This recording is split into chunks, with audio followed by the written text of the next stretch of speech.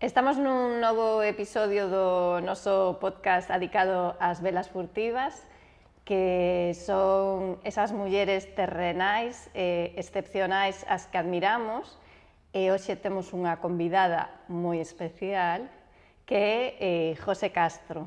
Hola. Grazas, Xema. Hola, José. Un placer estar aquí, grazas por invitarme. Grazas a ti por vir. Xa che decía antes, cando chegaches, que eras unha imprescindible entre as velas furtivas. Unha imprescindible, sen ninguna dúbida. Me fai moita ilusión que ti digas isto, son moitos anos admirando o que faz e aquí estamos, que é un placer estar aquí, agradezo esta presentación tan maravillosa. Moitas persoas das que vedes o podcast seguramente xa sabedes da trayectoria de José, pero hoxe vai nola detallar un pouco máis.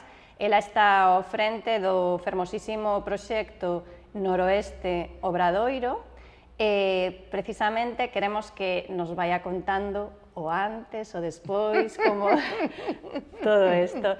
Para comezar, queríamos preguntarche, José, Sí.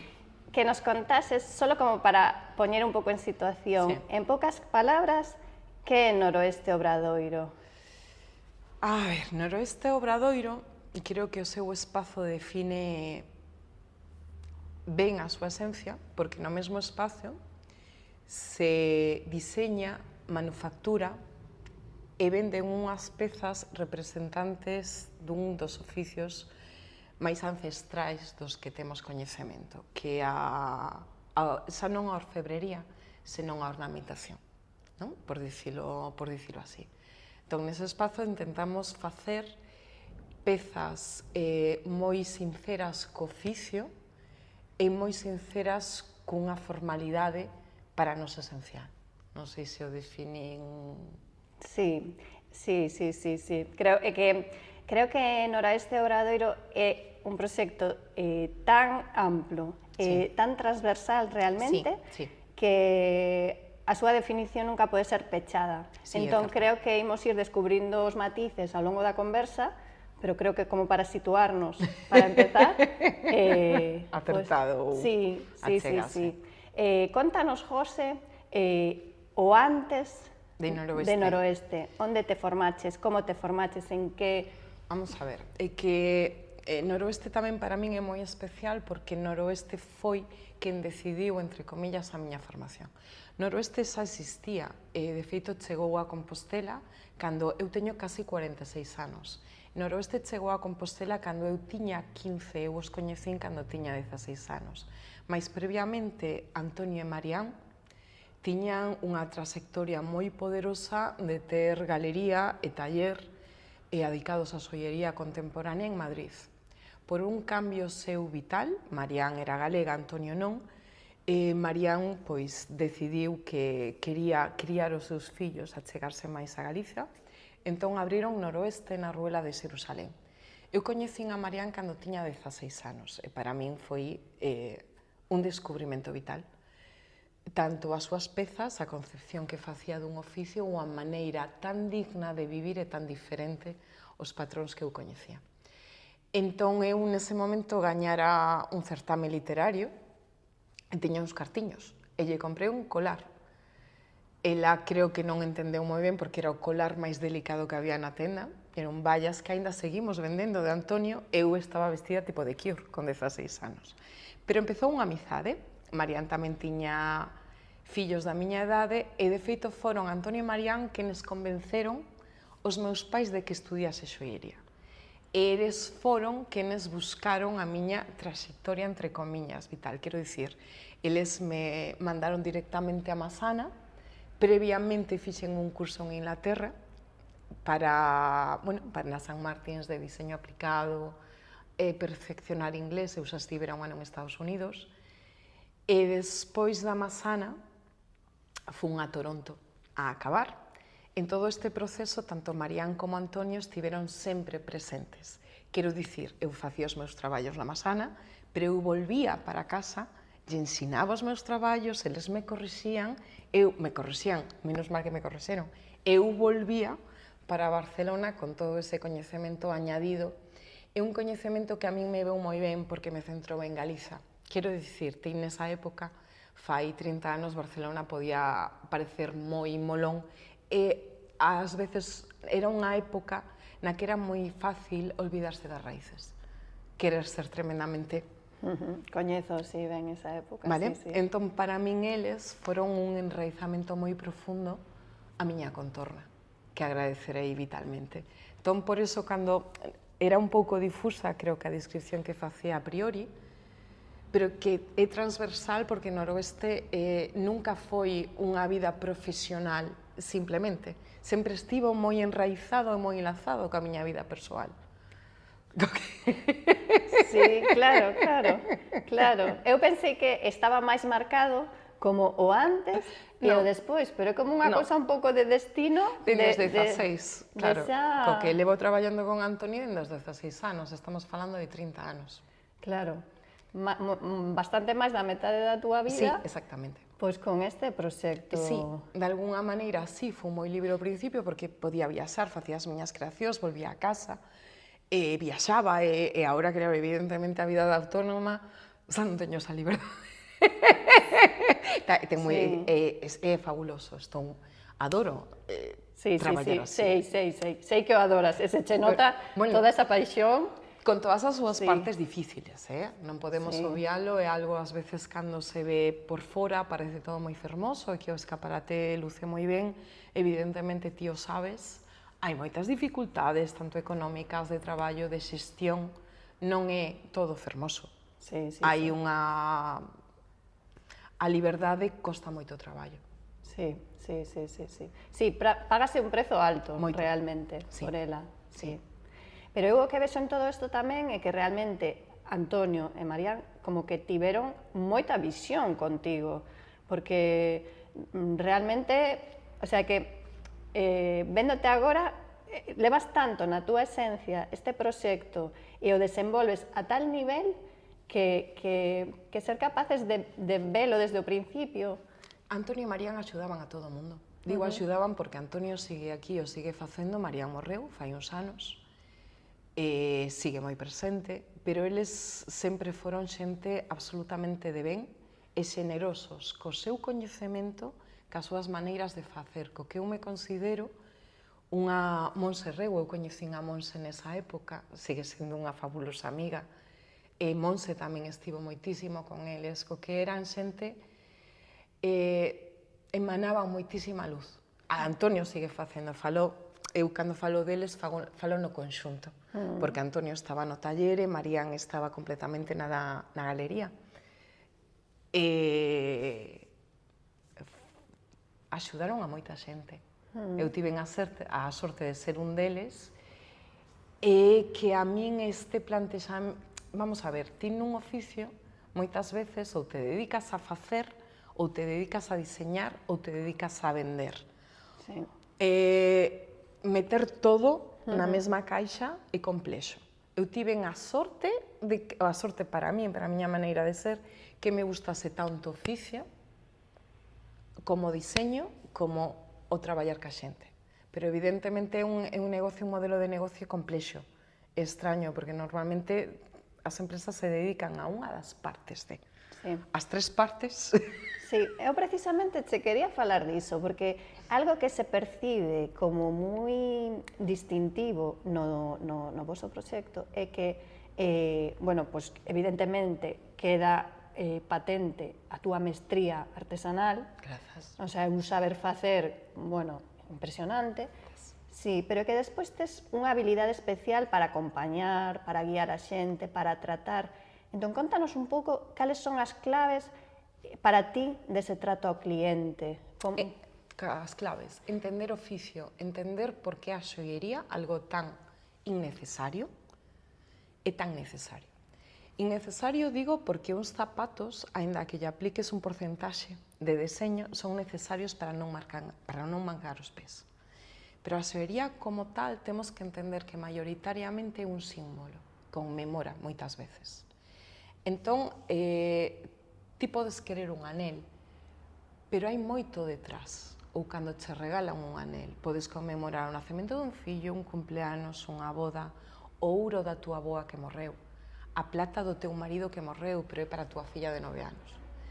Entón, cando nos traballamos co taller aberto, porque nos propoñemos unhas coleccións, que ti quitas X coleccións ao ano, ti fas esas pezas e o que ti tes de mostrario, pero despois temos unha parte moi importante que é o taller aberto a diseñar, a utilizar o metal, reutilizar, a escoller unha pedra. Entón, aí é cando realmente, e na outra parte tamén, porque aínda que merque unha peza xa feita, vas a ya regalar a alguén ou a ti, entón, que queres conmemorar? Entón, escoitar nese proceso é importante, porque nos traballamos con unha parte moi humana, que son as necesidades máis viscerais, moitas veces descoñecidas, da persoa que quere esa peza, que queres conmemorar, te queres conmemorar a ti, que necesitas fortaleza. Hai moito dentro desa necesidade dende que o home é home, e posiblemente previo a Homo sapiens. Quero dicir, todas as humanidades previas tiveron esa necesidade de recoller, que fermoso. A forza dun animal antes vivir era moi difícil, todo eso é unha herdanza dos nosos antergos. Ter un fillo era moi difícil, cantos nenos, cantas mulleres morrían, pois conmemorábamos ese fillo que naceu e ti que non marchaches. Quero dicir, a solleira sempre está vinculada a momentos moi especiais, a necesidades simbólicas, que é o que nos diferencia dos animais. Sí. Xa que falas disto, de que precisamente estades presentes en momentos moi simbólicos, aportando eses elementos que funcionan como símbolos, precisamente, poderías contarnos así algunha anécdota ou algún momento que especialmente che emocionase porque alguén os pedise algo especialmente vinculante ou especialmente emotivo? E si hai momentos moi emotivos. Pois, xo comentei agora, a un rapaz da nosa idade que faleceu deixando unha cativa de 7 anos e o seu colar de plata que a súa mamá, que eu coñezo, pois sabía que fundilo para deixalvas a nena. Ese ouro guardado da avoa, que queres facer algo, pero ten que ser con ese ouro porque levou a túa avoa e o mellor lle regalou a visa. Entón, aforras e moitas veces as pezas as compra quen pode compralas tranquilamente, moitas veces hai moito aforro detrás, hai moito esperar a ese momento especial para conmemorar eso. Ou ese neno que nace, alguén ven correndo e quere esa pedra para. E recordamos todos, tanto Marián como Antonio como eu, momentos pois moi especiais porque traballas con moito amor. Sí. E con moita, e sobre todo ca necesidade que todos temos de que quede algo. Eso ao metal, pois a verdade é que o metal xa sabemos que é un material interestelar da colisión das estrelas previas á formación do noso planeta. Que bonito. Sí, é fermosísima. A ciencia é maravillosa. Entón, de alguna maneira, sempre se refundeu, se veu utilizando ese algo que é incorruptible e que ti tes a ilusión de alguna maneira, ou a ilusión de que o constructo de que vai continuar. Falas moito de materiais, eu sei que facedes unha escolla moi consciente dos materiais. Contanos un pouco en que ámbito vos movedes a ese nivel. Vamos a ver, eu son moi tradicional na miña maneira de traballar, e Antonio tamén, porque para nós a plata e o ouro nos traballamos, non tocamos a fundición, co que traballamos as técnicas máis ancestrais, e para nós esas técnicas son unha búsqueda constante, que levan moitos anos de aprendizaxe. Quero dicir, dominar a metalurxia como tal, a forxa ou engaste, para min supuso, eu empecé a traballar cómodamente a partir dos 15 anos. Entón, aínda que a mí me encantan outros materiais, ou poder telos, ou disfrutalos, para nós chegar a poder controlar ese oficio foi un esforzo e unha inversión moi, moi potente. Co que para nós agora mesmo é unha maneira de expresión. Co que nos traballamos maioritariamente plata, ouro e pedras. A pedra sempre natural, sempre ven dun comercio xusto, a pedra, como todo, se ten calidade, non a talla un neno, nin moitísimo menos, son maestros lapidarios. Si escollemos cada pedra con moita paixón, o metal é reciclado, de feito reciclado aquí en Galiza, na casa. O traballo con pedras para min é especialmente maravilloso. Sí, teño visto ademais como as leccionas, como as traballas. Este é un punto tamén sobre o que sería interesante falar, ese momento en que decidides poñer o Obradoiro máis á vista, non?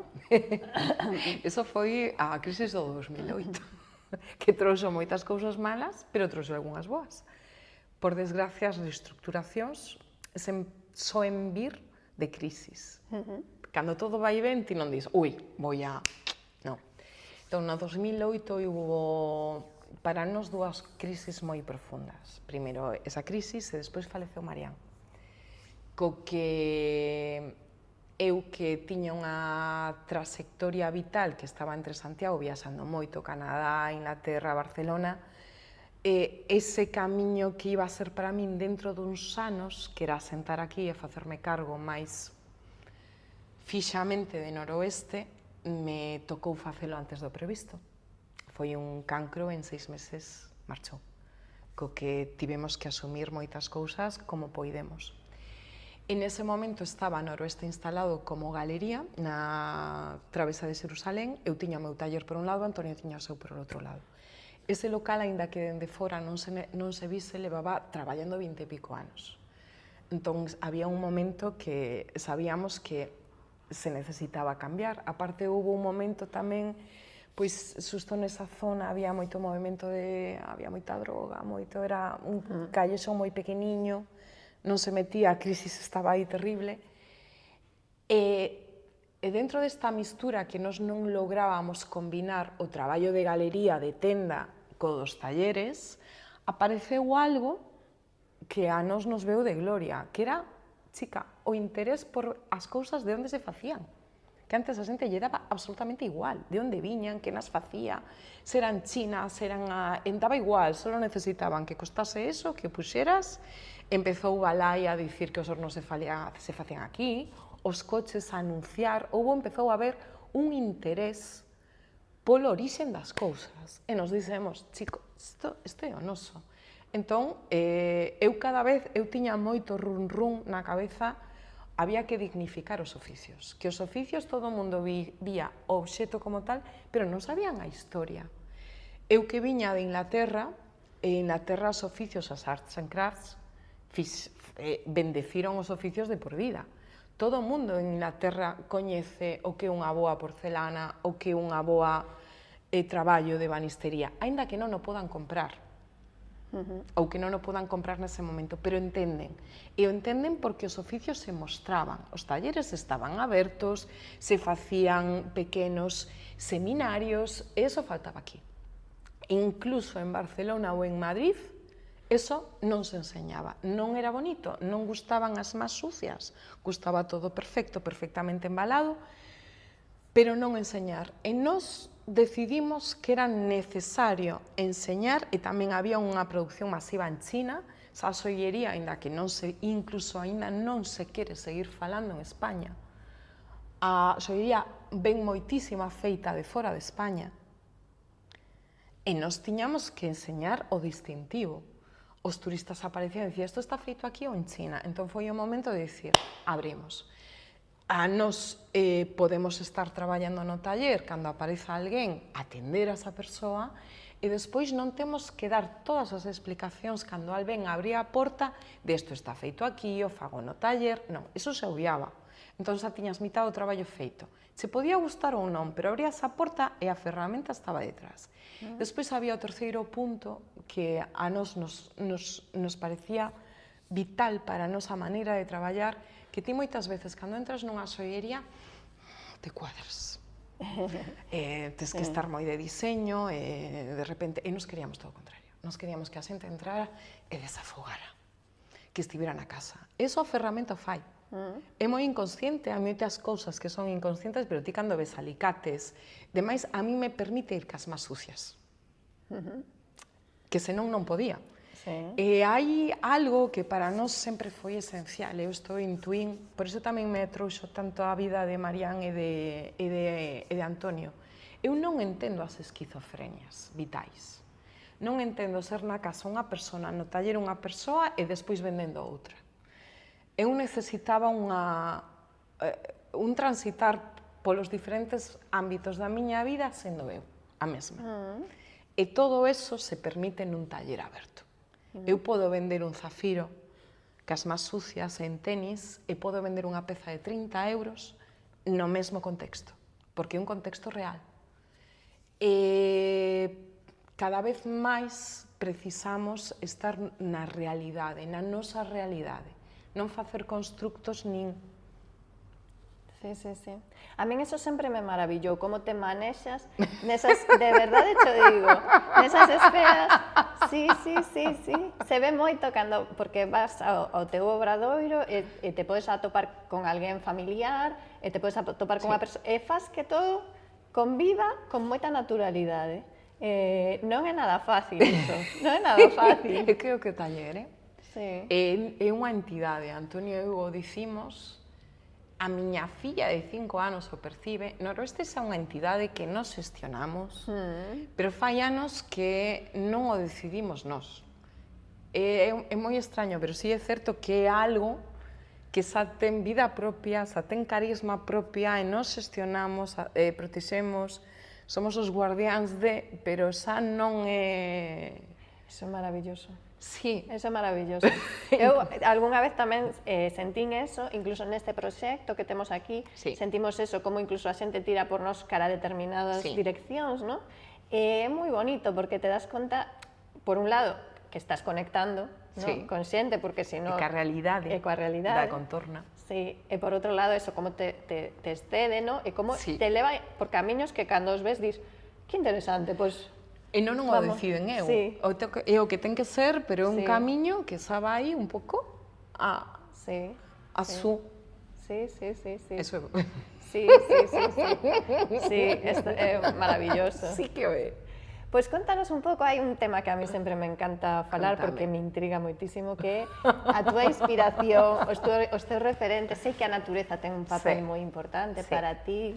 Contanos aí, como te moves? Hai momentos en que te quedas máis en branco? Como todos, claro que sí, evidentemente, só faltaría. A natureza en de que teño conciencia é algo esencial para min. Eso ordei da miña nai. A miña nai, eu me acordo sendo a miña nai, eu super pequeniña, dicíndome, mira que musgo tan bonito, que verde tan diferente, cantos verdes teñen, mira que todas as follas son de verdes diferentes. Entón, a min os microcosmos sempre me fascinaron. E despois a armonía intrínseca que hai na formalidade, na maneira de crecer dunha folla, da maneira que se move o vento nunha ola, as dunas, hai algo na maneira de desarrollarse os ritmos naturais que excede a todo. O sea, eso de as antiquísimas religións animistas de que todo ten un ser, todo, de alguna maneira tiñan unha grande intuición. Entón, para min sempre foi o meu refuxio. Un refuxio moi apoiado, sempre recordo a miña nai ten unha delicadeza na forma pura e dura, que eu sempre me sentín moi cómoda transitando. De feito, eu creo que teño cadela, nos encantan os animais, pero porque me obliga a ir ao bosque todos os días. Eu sempre dende que teño conciencia que escollín onde vivir, necesito que haya árbores a menos de 10 minutos. Entón é unha necesidade básica en min, co que non tiven que atopar moitas máis, ir moi lonxe para atopar o que a min me falaba, non? As asociacións que eu podía facer. E despois o taller me deu outra das miñas liñas de diseño, que simplemente como é o metal cando traballas con un martelo. O brutalismo do metal, simplemente a metalurgia pura e dura, o traballar o metal, para min foi un abrir. Sí. E vinculado a esto, Falando de procesos, hai algún proceso que ti fagas, bueno, pois agora necesito eso, pois inspiración, non?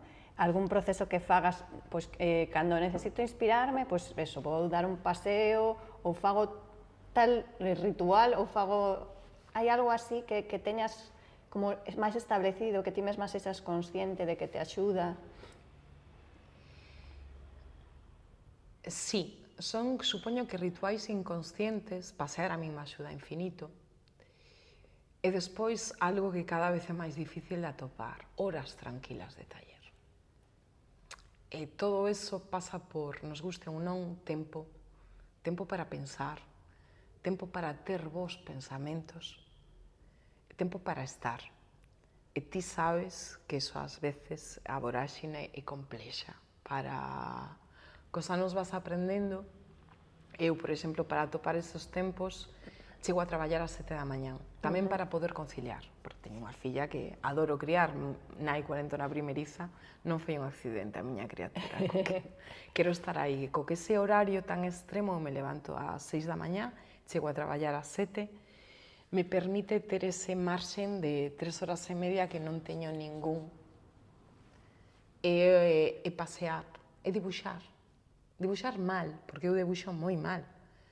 Trazos son trazos que prácticamente solamente entendo eu, pero a min me axudan. Moi ben, moi ben.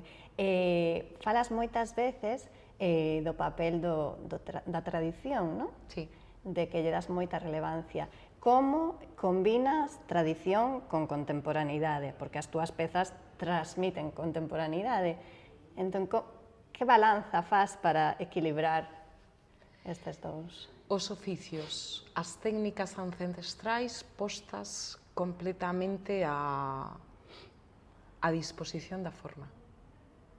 E son as técnicas, así como formalmente tiramos cara a contemporaneidade, a maneira de manufacturar poderíamos estar na prehistoria, prácticamente. Ti eses oficios, bueno, de alguna maneira falabasnos ao principio da túa formación en Barcelona e todo isto.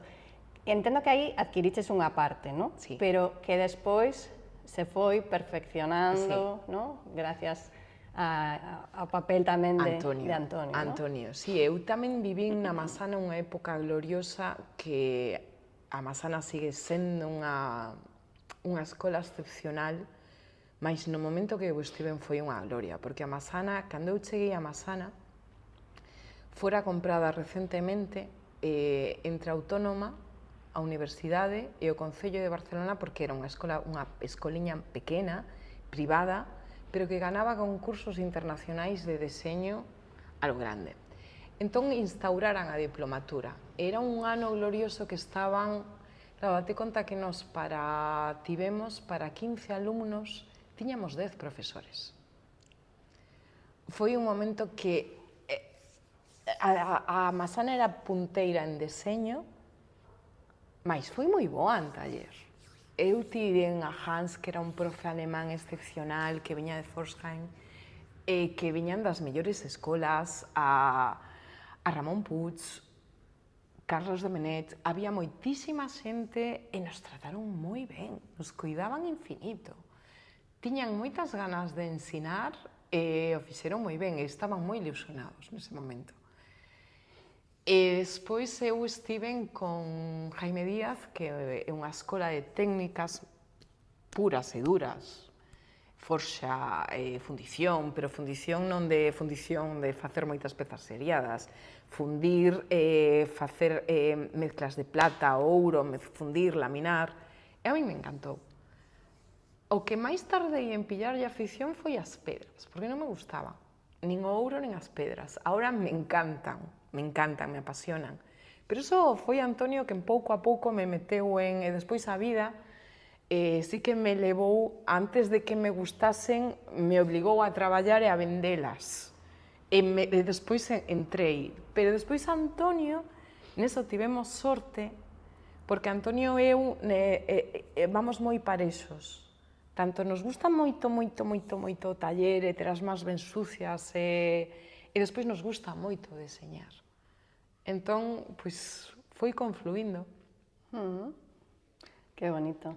Hai un fito que non podemos deixar pasar, deixar de mencionar, que é o feito de que Noroeste Obradoiro pues, gaña o Premio Nacional de Artesanía no 2021. Sí, eso foi guai. Como recoñecemento a toda unha trayectoria. Sí.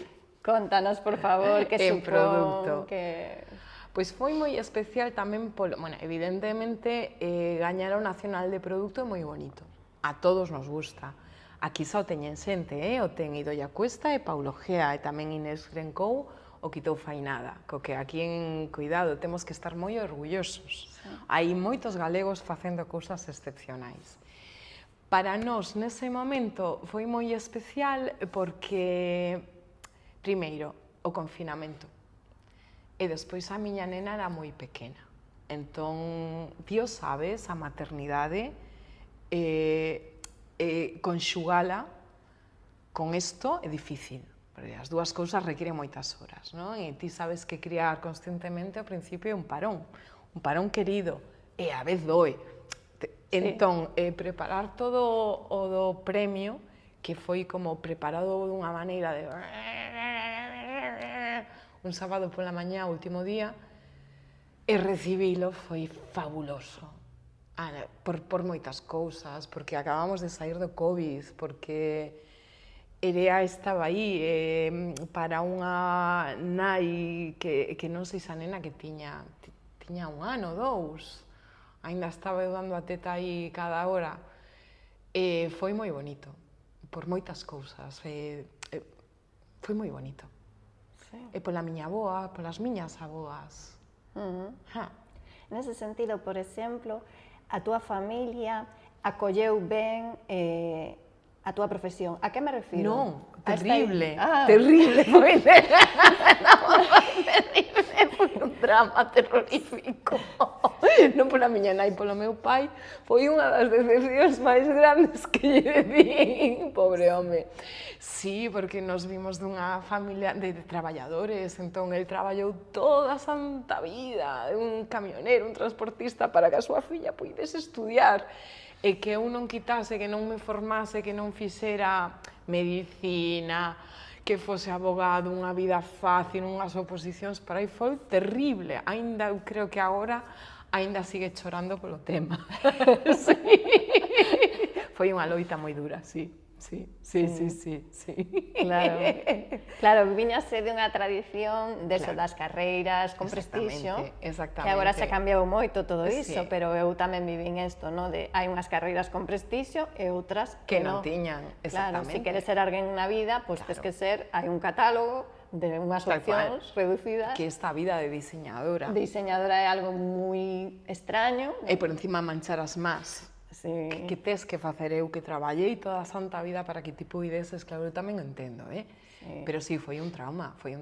Miña nai non, porque miña nai así máis como, máis ten outro aire. Bueno, es que sí, claro. Tamén responde ao tradicional dos roles, non? O home que mira máis polo prestixio, a muller que flexibiliza, non? Porque como nai, pois eres moi flexible, non? Adaptaste, é a túa filla, non? Sí, e tamén miña nai o mellor tivo unha vida máis flexible, máis cómoda, e máis rodeada dun ambiente moito máis liberal, no que sí se vían ben outros tipos de... Entón, claro, ela para... Sí, ela sí. Menos mal, porque senón creo que non estaría aquí. Sí, ese apoio. Pois mira, precisamente, falando de apoios, que eu creo que é un dos aspectos importantes para lograr continuidade, non? Sí, e tanto. Eu unha vez falaba con alumnos de un centro de formación profesional e falaballes deste tema, non? E nese momento vital en que estudas formación profesional, neste caso eran noviños, eran 18, 20 anos, decíame, a mí dame igual que non me apoien, eu vou adiante anda que non me apoien, non? Claro, non eres consciente de todos os obstáculos que vai haber. Ti que lle dirías como consello a alguén que ao mellor quere emprender ou que se quere meter nunha profesión como a túa, que require moita disciplina, moita paixón? Acabas de tocar disciplina. Acabas de tocar algo moi esencial, pero eu creo que no meu oficio, en calquer oficio. Se queres cociñar ben, se queres ser un bo xardiñeiro, se queres ser un bo médico, tes que traballar moito. O noso pasa por profesionalizarse. Quero dicir, pois vais a ter que traballar igual que ten que estudiar para alguén para facer medicina. Porque moitas veces temos como moi interiorizado que os oficios liberais tamén son moi liberais de esforzo. É todo o contrario. Sí. Ser libre require moitísimo esforzo. Ser libre, seguramente, a min ser libre me require levantarme ás 6 da mañá. Todos os días, 6 días por semana. Pasa por entender que os nosos oficios necesita que sexamos moito máis profesionales que outros que xa o demostraron. Quero dicir, pois, hai que traballar, hai que esforzarse e tamén saber que é factible. Que os anos de dedicación nada é rápido, pero que cada vez hai máis saídas neste mundo. Que pode ser de oficio ou cada vez os oficios tamén teñen, e o deseño, teñen moitos outros oficios ao redor. Te quero dicir, a comercialización, ti sabes que cada vez máis o deseño está máis aceptado por fora, hai fame de deseño, xa non é dunha élite social, o deseño se democratizou de alguna maneira, non? Pois o democratizarse, hai a difusión do deseño, hai a fotografía, tens que facer fotos do que faz. Quero dicir, hai moitas cousas que facer ao redor de, hai moitas necesidades que este mundo, eso sí, este mundo, se queremos reformalo e vivir del, temos que profesionalizalo. Eu sempre falo, hai moita xente que pensa que estou tola, pero que pasa o mesmo co agro, como co deseño. Se queremos reformar o agro hai que facelo moi ben, moi profesionais, coñecendo ben o mercado, sabendo o que está pasando, cunha inversión adecuada. A inversión adecuada é saber o que tes que invertir, tanto persoalmente como económicamente.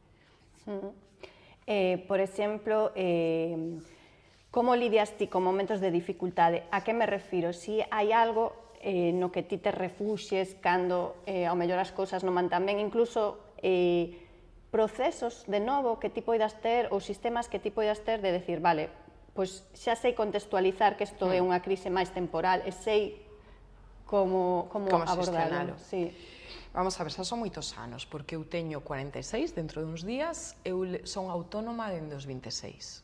Para ben ou para mal, son 20 anos e me dedico a este oficio dende que teño 19 anos, vale? O que aprendín deste oficio é que se queres unha vida estable, non te metas nel. Quero dicir, nós como seres humanos o que eu lle desexo a miña filla é que se entenda, e que entenda as súas necesidades vitais. Se ti tes unhas necesidades vitais de moita estabilidade, de que non eres moi cuadrado e non che gusta que un mes vaya ben e un mes vaya mal, non te podes dedicar a algo así. Entón, ser autónoma, rentabilizar a túa creatividade, vivir da túa creatividade, significa que, queiras ou non queiras, vai haber meses bons e meses malos. Anos bons e anos malos.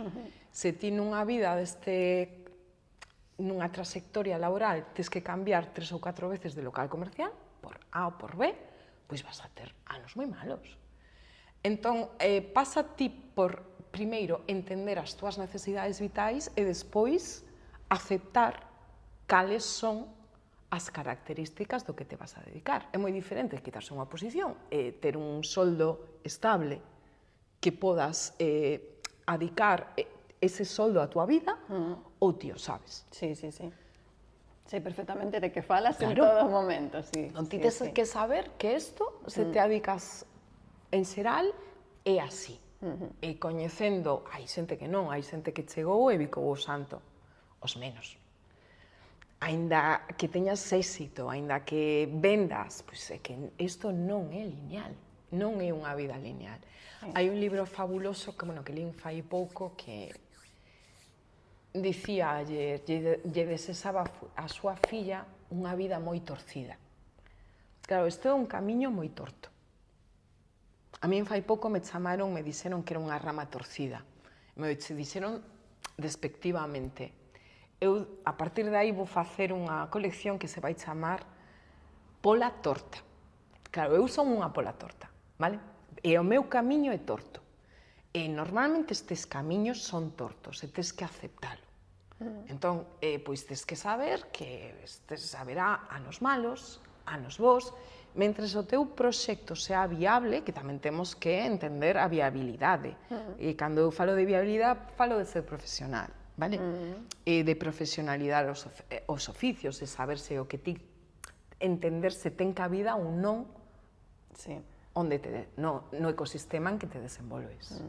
Non sei se me explico ben... Perfectamente, sí, perfectamente. De feito, claro, houve un momento en que houve moito impulso ao emprendemento e se potenciou moito pois que ti fas, por poñer un caso, pois fago pastelitos desde casa e os vendo, non?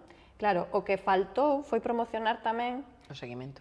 Claro, a parte de xestión, de profesionalizar iso, non? Porque moita xente pensou que se che gusta facer algo e o fas ben, jauja. Pois xa, nada, fago pastelitas, empezaron comprándome as miñas amigas e logo xa me comprou moita xente, e xa está, non? Un camiño feito, non, claro. Hai moito máis. Exactamente. É importante que esa parte se reforzase tamén e que a xente se xa consciente de que esa parte está. Hai que profesionalizarse e hai que convertirse en un negocio. Exactamente, os negocios teñen que ser rentables. Ti tes que chegar a fin de mes pagando aluguer, seguridades sociais, eso é unha realidade. Non é imposible obviala, o sea, nos gustaría moitísimo decir que a creatividade pode pagar todo iso, pero a realidade é que non. Entón, cando falo de profesionalizar, falo de eso de alguna maneira tamén é culturizar os ambientes. Tamén. O sea, ti si os pastelitos está moi ben, pero terás que aprender a facer máis tipos de pastéis para cando se cansen de eso. E as túas amigas che dan pagado todos os teus gastos, non? Pois entón haberá que ver outra maneira de difusión. E nesa maneira de difusión, que é o que che rodea? Estás ao nivel de en que te queres quedar? Nun pastelito medio, queres facer o mellor pastelito? E se queres facer o mellor pastelito, que queres? Unha produción masiva ou queres vivir dunha pequena produción? Todo iso tamén pasa por entender as necesidades do teu oficio e do produto que faz. Iso é tremendamente importante facelo. Iso para min tamén é profesionalizar. Porque é a realidade, é a continuidade. Despois saber que isto é medio, longo plazo. E eu maioritariamente todos os pelotazos que vin foron fume. A xente que sei que seguiu é porque traballa, e traballa, e traballa, e traballa, e traballa, e ti o sabes. Sí, exactamente. Antes falabas de que primeiro estivestes na Travesa de Xerusalén, despois pasastes a Rúa Travesa, e agora estades en Alfredo Brañas. Sí, exacto, sí. Sí. Contanos que vos foi aportando cada local, bueno, como vivides este último cambio, que tedes un local moi bonito na Rúa Alfredo Brañas, que convido a todo o mundo a visitar, non só polo seu produto, o sea, é todo o ambiente, non? Pois mira, o Xerusalén eu cheguei safeito. Cheguei e era un espazo moi fermoso, ti o recordas? Sí, recordo perfectamente. Foi de Iago Bonet ese espazo que era moi amigo naqueles tempos de aínda tamén, pero bueno, xa están todos noutras vidas, de algún xeito. Era un local moi innovador, foi o primeiro pladur que se utilizou en Compostela. Deso era divertidísimo cando contaba Marianco, que era un local que eu creo que estaba moi adiantado a noroeste. Eu cheguei e non daba crédito. Cando vin por primeira vez, aparte Marián traía os premios nacionais de textil ingleses, estaban todos os... estaba Jane Adam, os devoré, había xente increíble, había pezas moi especiais, aínda daquela Inglaterra aínda tiña un precio accesible, non como agora. Entón eu aí o que mamén foi ver e dicir, guau, que esta xente o fai moi ben. Despois, Rúa Travesa nos deu máis visibilidade na zona bella, era un paso da Plaza de Abastos, que despois tivemos un pequeno local que fixeches ti, que foi delicioso. É verdade, sí. Que ahora chegarei, tivemos mala sorte pola época, pero o que nos deu Travesa foi unificar o espazo de taller. Sí, do que falábamos antes. E que funcionase. E que fora notar que funcionaba. Despois digo que tivemos mala sorte porque cando collemos o pequeno local da plaza, que nos facía moitísima ilusión porque era no Centro Neurálxico de Santiago, chegou o COVID. Sí. Entón, todos sabemos que os ritmos da cidade cambiaron completamente. Sí. Entón, todo o coñecido, todo o establecido, todos os esforzos que fixéramos para chegar a, de repente, se desmantelou. Por iso digo que a vida ten moitos inicios e moitos... Eu me acordei toda a vida, esperei tanto para ter a nena, para telo, todo organizado, e tan pronto tiven a nena, chegou 4 meses e pechou todo. Unha organización. Sí. Entón, por iso aludo a esa mala sorte que tivemos, porque sí é certo que o COVID trastocou os ritmos da cidade. Sí. Entón, cando volvemos uns pequenos anos, despois pudemos vivir de réditos, pero despois a cidade cambiou, o local comercial onde nos estábamos quixeron vender o edificio e nos acabáramos o contrato, o sea, que estaban completamente en todo en todo o dereito de facelo, pero houbo que asumir un cambio, outro cambio máis, que non queríamos. E por moitas circunstancias vitais decidimos, despois de 8 meses buscando local comercial, que sentimos que había que dar un cambio radical. E o fixemos. E despois de 30 anos, que se di rápido... 30 anos, na zona bella. Sí, sí, sí. Pois marchamos para o Ensanche. Sí, sí, sí, sí, sí, sí, sí. Sí, esto decímoslo un pouco así porque en Santiago sabemos que hai esta connotación, hai unha certa diferencia en como se considera o casco histórico, ¿no? Como se considera o Ensanche. Teñen connotacións distintas. Distintas, claro. E, bueno, tamén estamos vivindo nun momento histórico na que os cascos das cidades, os cascos antigos das cidades están vivindo, bueno, pois un proceso, digamos que aínda por definir, de masificación, poucos locales, as cidades están cambiando e nos imos adecuando pouco a pouco como ben podemos. Sí, en o comercio en concreto vai moi parello con eses cambios.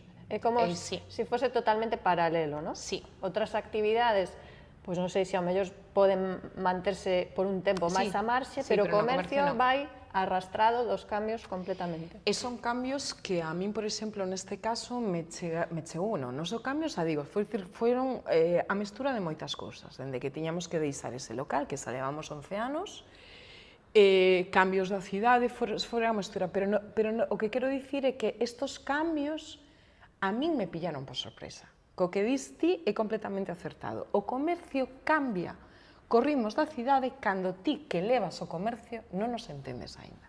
Sí.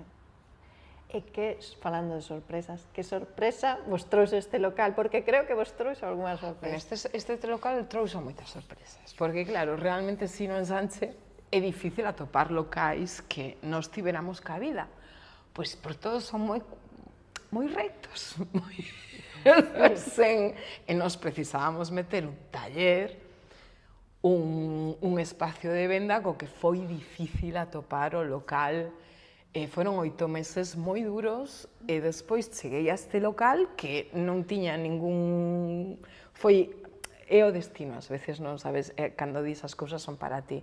Pois o local, entrei por primeira vez en un local aparte que todos coñecemos en Santiago, porque estivo a zapatería LV. Sí, sí. As cuarentonas, 50, xa coñecemos todos esas zapaterías. Era como moi mítico, porque eu cando tiña 16 anos, solamente quería que me compraran uns zapatos en LV, era como máis. Pero era un local especial. Eu entrei un mércores o vin que estaba desmantelando unha zapatería para nenos ali, e o venres xa era noso. Co que foi como, despois de 8 meses, foi aquí imos. Como? Non sei. Pero o local era para nós. Sí. O sea que, despois da busca, este sí foi moi rápido. Este foi rapidísimo. Foi unha búsqueda traumática, porque, claro, nos temos varios epígrafes dados de alta. Sí. Quero dicir, nos estamos dados de alta como manufactura de xollería, como venda, co que tiñamos que atopar un local que se aceitase as necesidades intrínsecas do taller. Quero dicir, nos non podíamos escoller libremente o local. O local tiña que ter previamente unhas condicións para que nos puidésemos E foi duro porque ningún atopábamos por unha, por outra, non... Ti o sabes. Sí, sí, sí. Bueno, o local, claro, é moi amplo. Sí. Entón permite combinar estas dúas cousas e que cada unha teña o seu espazo Sí. ben diferenciado, un escaparate tamén maravilloso. Sí. E despois, nos polas necesidades necesitábamos que fose un local fácil de habitar rapidamente. Sí. E o foi. Co que sí, foi unha búsqueda tremenda, moi dura, mais este local en sí, despois unha vez o... E que nos está dando? Ahora mesmo en Sanche, Compostelán, é onde viven prácticamente todos os composteláns. Pois o que nos está dando extrañamente é pertenencia á cidade. É como máis entender máis os ritmos reais da cidade. Sí. Non os ritmos dun paseo, dunha zona bonita, senón non os ritmos rápidos de vou á ferretería, vou a... os ritmos da vida diaria, sen máis. E pode ser que neste punto teñades este pensamento de pois tiña que ser, unha vez que o fixemos, Sí.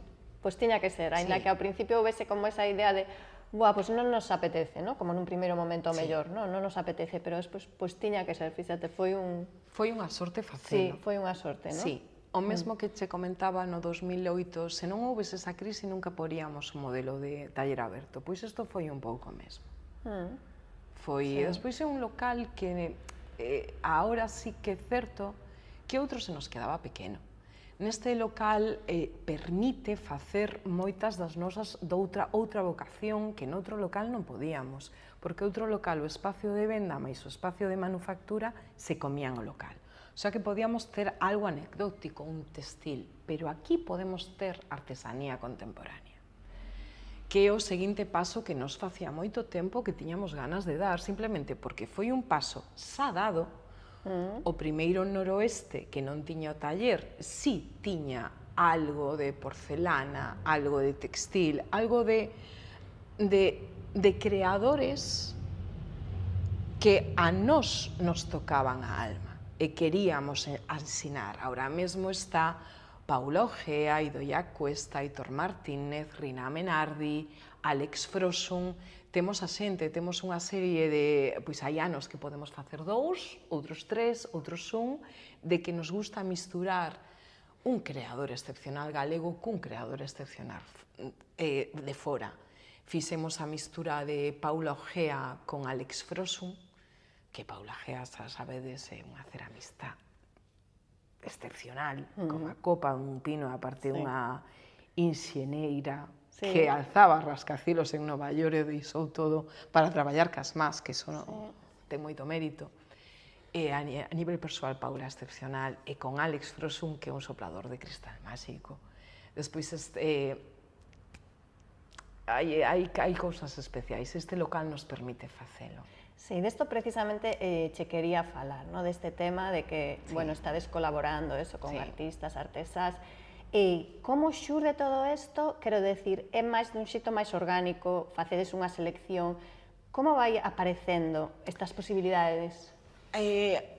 Son colegas, maioritariamente, todos eles, e despois hai fabulosas sorpresas, como a última que trouxemos con Alex Frosun, que foi Alba Castro. Que Alba Castro é unha... Alba Castro, primeiro, a coñecen do que teña 11 anos, que é unha muller dedicada á gráfica, unha moi boa diseñadora gráfica que lle dá outro pallá, como a Paula Ojea, cando lle deu un palá, e empeza a dedicar á cestería, sendo tan boa que consigue unha beca da Homo Faber.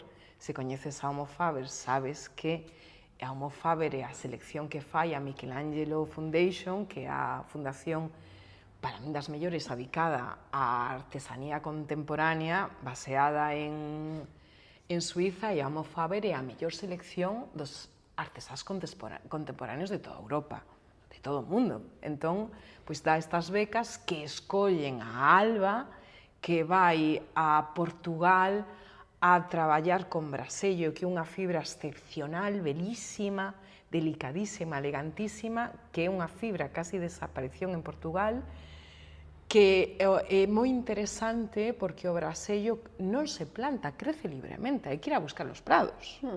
Despois tarda 2 anos en secar, pasa do verde ao dourado, e fai unha peza tan excepcional que primeiro a Mofabra leva a Venecia e despois a leva a Londres, e despois fixe unha selección deliciosa de cestería para nós. Entón, claro, pois Alba ver todo ese proceso e ter as súas primeiras pezas foi moi fermoso. Despois está Idoia, que sabedes que Idoia é a consagrada. Sí, sí, sí. E temos archicoñecida. Archicoñecida. Ahora presidenta de SACO, na que Noroeste forma parte dende fai uns meses da Asociación de Artesanía Contemporánea SACO, de que estamos moi orgullosos de formar parte. Está Aitor Martínez, con esos traballos tan excepcionais de tornería artística que é moi fermoso. E irán, segundo podamos nos, cas nosas necesidades, co que podemos, irán aparecendo. Sempre temos que ser moi contidos para presentalos ben, difundilos ben, non podemos encher. Entón, vamos pouquiño a pouco ca selección do que nos toca a almanos. Ah, que ben, que bonito. Contanos un pouco, creo que tamén empezastes a facer algo de coloquio, algo de... Pode ser, tivestes unha sesión sobre a beleza na que estaba Suso Fandiño. Sí, estaba Suso Fandiño. Contanos sobre este... De alguna maneira, é imprescindible que acercar a nosa xente o que estamos falando. E a falar dos temas que nos interesan. Para nós, a beleza, a armonía formal existe. E mellora, dignifica as vidas. Non é frívolo, é unha necesidade do ser humano dende antes de ser sapiens. É un regalo dos nosos antergos. Eu creo que é unha necesidade vital. Xa se sabe que o que non utilizas, o que non é imprescindible para o noso funcionamento como humanos, se descarta. Esa necesidade estética ha de ser ben importante para que se siga, despois de 250.000 anos de que estamos aquí como Homo sapiens, cantos anos previos, cantos miles de anos previos a ser Homo sapiens que necesitaron tamén a beleza non é baledí, a beleza dignifica as vidas e mellora as vidas. Entón, para nós, Suso, falando dende o ámbito máis museístico, máis duro, e Mita, falando dende o ámbito da meditación, da interiorización, das necesidades máis intrínsecas humanas, combinan perfectamente. Sí. A verdade é que para mí foi unha mágoa non asistir, porque me parece que tivo que ser maravilloso ese encontro. Faremos máis. Sí, pois estarei atenta. Contanos tamén un pouco como ves o futuro de Noroeste, no sentido de que entendo que hai cousas que as ves pois nunha liña, pero que ao mellor hai cousas que che apetece facer que agora non se están facendo.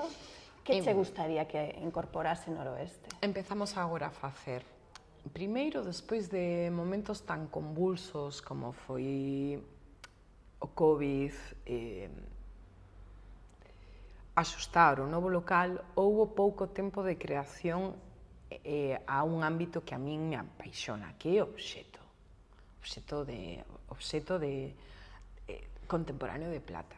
Leva moitas horas de traballo, pero é algo que estamos nelo. E despois, algo que se fixo antes, e que ahora volveremos a facer, que de alguna maneira viaxar con Noroeste. A presentación das pezas. Ahora con Saco imos a unha feria maravillosa que é Salón Revelaciones no Gran Palais en París. Ali estaremos a mediados de maio. É unha posta en esceno potente porque hai que ir cunha peza nova. Nos estamos preparando. Xa estamos aí. E de alguna maneira eso é o que imos atisbando. e mantendo a nosa produción local, pequena, o noso modelo de negocio, que é o que nós somos. Pues tenemos que estar moi atentas, porque aí vai haber algo seguro moi especial. Sí. Moitas veces, ao longo da conversa, saiu o tema da túa filla. Sí. Sei que a maternidade é un tema moi importante para ti, entón encantaríame que nos contases que retos supuxo para ti a maternidade, que fortalezas che deu, porque estou segura de que moitas. Igual que a ti. Igual que a min, exacto. Bueno, primeiro, eu parto de que xa é hora de que feminicemos os entornos laborais. O sea, xa que nos levamos traballando de pleno moitos anos, o seguinte paso é feminizalos. E, para min, as maternidades e as paternidades, cando os homes son copais, fabulosos copais, é necesario visibilizalas. Quero dicir, pasamos de solamente vivir na casa a obviar as necesidades que teñen as nosas crianzas no ámbito laboral. Eu, cando che falaba de vida esquizofrénica, un pouco vai por aí, non? As mulleres parece que temos fillos e ninguén fala deles e non existen cando estamos no traballo, non? Pois ti o sabes, ter un fillo é unha revolución. Criar é unha revolución. A miña, como todos os nenos, precisan tempo. Eso, evidentemente, resta tempo de traballo. Eso é un reto, porque moitas veces parece que desapareces durante uns anos, non? É que xa non volves a estar. Mentira, sales cun coitelo nos dentes. Porque ti sabes que despois de pasar 2 anos sen dormir e ben criar, e te faz moitísimo máis forte, sobre todo porque eu disfruto moitísimo a maternidade. Para mí é un luxo criala. E ten que convivir as dúas cousas. Non podemos vivir neste mundo esquizofrénico de son mamá na casa e no traballo nin se fala. Non, igual que son orfebre na casa, son mamá fora. E ter fillos no mundo das autónomas é moi complexo. É moi complexo porque ou crías ou desapareces, ou eu tive moitísima sorte porque eu moitas veces sería ben a traballar comigo, e teño un entorno que se me permite ter a miña filla ou estar, pero ti sabes que despois, creativamente, parece que hai un parón porque non das pensado, e extrañamente despois, cando volves a pensar, pensas 10 veces mellor. Hai un libro que eu non o conseguín ler, que é Matrescencia. Parece ser que o maior estudio neurolóxico que se fai dos cambios mentais que a maternidade fai no cerebro. E son increíbles, nos melloran. A quen o dude despois de pasado. Pero todos sabemos que conciliar é difícil. Sí. Ves a maternidade, entendo, como un momento de, como unha etapa de grande aprendizaxe. Sí. E contanos algún outro episodio como da túa vida como que dixeses, foi un momento en que fixen clic, que aprendín algo.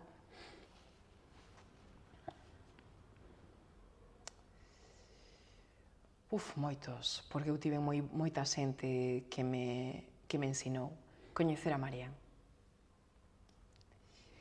Porque con Marián era unha muller que misturaba moitas cousas. Marián misturaba ser super libre, ser super creativa, estar tola, no bo sentido da palabra, con ser super recta, formal, traballadora, chegar a tempo, a súa palabra era a lei, ser super boa. Entón, esas dúas misturas, dicir que se pode ter unha vida tremendamente digna e profesional e ter ese punto irreverente total e absoluto. Que non ten que ser reñido, o sea, non tens que estar simplemente nunha casilla, que ti transitas por moitas casillas diferentes, eres a mesma persoa. E todo eso ten cabida nunha vida. A min eso me liberou, porque parece que cando nos crecíamos era a dicotomía, ou bo ou malo. Pois non é bo ou malo, o sea, podes ter moitas cousas, e a creatividade sempre vai asociada de alguma maneira, máis nesas épocas con unha vida un pouco irreverente, non? Pois non, que as dúas eran factibles, a min eso me encantou. Sí, está un pouco ese mito bohemio, non? Da creatividade. sí. Moi reñido con moitos outros aspectos da vida. Que non. Que non, incluso que non, en principio non debería, o sea, que ten que ser máis aberto, ¿no? Ás distintas personalidades, pois se son... Exactamente. Se son creativa, pois non necesariamente teño que ser deixada en certos temas, ou, ¿no? Claro. Que esos estereotipos estiveron aí moi... Moito tempo, e fixeron moito mal. Sí. Porque a creatividade necesita profesionalizarse. Sí, sí, sí. Foi algo que xa fomos mencionando e que creo que é unha mensaxe importante todavía, sí. Moi importante. E despois que o mesmo proceso creativo require moito aprendizaxe. Que está máis que demostrado que crear pasa por estudiar a como facelo. Quer dizer que as musas non existen como tales. Hai un traballo de percepción, hai un traballo de armonía, ti o sabes como arquitecta, que non é baladía. Hai normas, cando coñeces esas normas, eres moi libre, quer decir, para ser libre, primeiro, para escribir libremente, primeiro tes que aprender as letras, tes que aprender a enlazalas, a liberdade require moito esforzo. Eu sempre digo o mesmo, pois crear libremente require moitas ataduras previas. Antes comentábasnos que che gustaría ler o libro Matrescencias. Sí, un dos que teño. Me gusta moito a neuropsiquiatría, a neurociencia, sí. Recoméndanos un libro que para ti se sea interesante e nos poida aportar algo. Estou dando voltas. Un que lín que me fascinou, Raíces. É máis narrativa, é máis... É un ensaio entre a parte mística, a neurociencia e a espiritualidade. Bueno, promete, a verdade. Promete, eu tomo nota. Linda, hip, o podo buscar. Agora son terrible para os nomes, mo recomendaron, é excepcional. É unha oda á natureza, a nos vivindo na nosa contorna e nos vivindo nunha realidade. Fomos mencionando ao longo da conversa pois, momentos de celebración moitos. Pois, o nacemento da túa filla xa foi un grandioso momento de celebración, o Premio Nacional, bueno, todo o que fostes acadando, ¿no? Sí. Hai algún momento de celebración máis que nos queiras compartir que para ti pois, fose tamén entrañable de algún xeito, ainda que sexa algo sinxelo, pequeno, dun día calquera? Pois a primeira colección que quitei despois de nacer Erea. A primeira colección na que a vin e dixen, vale, está ben, o sea, volves a estar. Sí. Sí. Entendo eso, sí. Sí. Sí, sí. Esa sensación de son capaz, sí, sigo sendo capaz. E sigo sendo eu. Sí, sigo sendo eu, exacto. Sí. Sí, sí, sí, moi ben definido porque esa rebúsqueda da identidade, non? E non perder esa identidade, pase o que pase, transitas por moitos aspectos, pero sigues sendo ti, esa non perdida de ti mesmo, porque ti sabes que as maternidades e moitas veces neste tempo de non tempo, na que estás agotado, non tes nin tempo de pensar, o único que tes de tempo é de poder facer o necesario para chegar ao fin do día, te perdes, pareces un sonámbulo e hai momentos de automatismo que te perdes a ti mesmo. Entón, ese non perderse, saber as túas necesidades, para min é un logro. É moi difícil. Hai algunha frase que José se repita que lle dea ánimo ou que simplemente lle alegra o día? Ou... Sí que hai, pero ahora non me sale ninguna, pero seguro que hai moitísimas. Sí, seguro que sí. Eu outro día compartía coa miña compañeira Alicia, porque viña un pouco ao caso, unha frase que lle digo eu moito a miña filla, que isto solo pode sair ben. Ai, que bonito.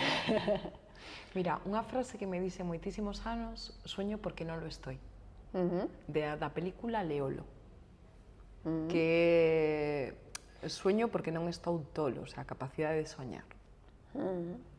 Que bonito. Pero a túa gustame máis. Esto solo puede salir... Intercambiamos.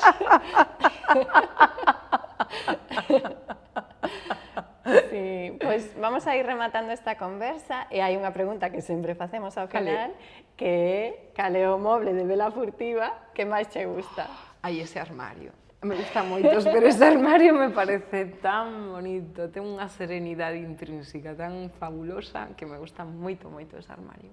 Sí, está falando do armario Xesta, que ten Sí. as portas así con madeira en espiga e unhas cores así verdoso, branco. E aparte me dixo que era un armario que estaba previamente diseñado antes de diseñarse porque a inspiración é a súa avoa. Sí. A min as miñas dúas avoas foron amor puro e duro. De feito, Florinda e Lourdes me acompañan a onde vou. E as enseñanzas, as miñas velliñas, vellas da terra, vellas de campo, vellas que traballaron tanto para que nos estivemos aquí.